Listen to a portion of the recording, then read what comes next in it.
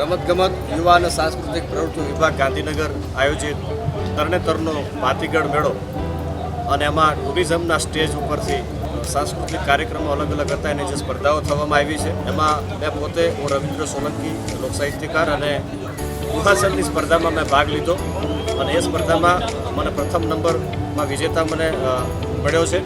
પ્રથમ નંબરમાં જે વિજેતા પ્રાપ્ત થયો છે એટલે હું મારી જાતને ખૂબ ધન્યતા અનુભવું છું અને સમગ્ર ઝાલાવાડના નાનકડા ગામડાની અંદર જે કોઈ કલાકારો રહેલા છે, દુહાછંદ હોય, લોકવાર્તા હોય, જેને જે પણ પોતાની અંદર આગવી કલા છે એ કલાને પીરસવા માટેનું એક ઓફિશિયલ પ્લેટફોર્મ જો હોય તો આ વખતે ગુજરાત સરકારે જે આખું જે શરૂ કર્યું છે એટલે હું તમામ નાના અને મોટા સિનિયર જુનિયર બધા જ કલાકારોને વિનંતી કરું છું કે આપ પણ આવી અને પોતાની કલા રજૂ કરી શકો છો. અને આવા સુંદર આયોજન જે કર્યું છે એના માટે થઈ અને રમતગમત યુવા અને સાંસ્કૃતિક પ્રવૃત્તિ વિભાગ તથા માહિતી ખાતું, મુખ્યમંત્રી શ્રી ભૂપેન્દ્રભાઈ પટેલ અને ગુજરાતની સરકારને હું હૃદયના ભાવથી ખૂબ ખૂબ ખૂબ ધન્યવાદ આપું છું.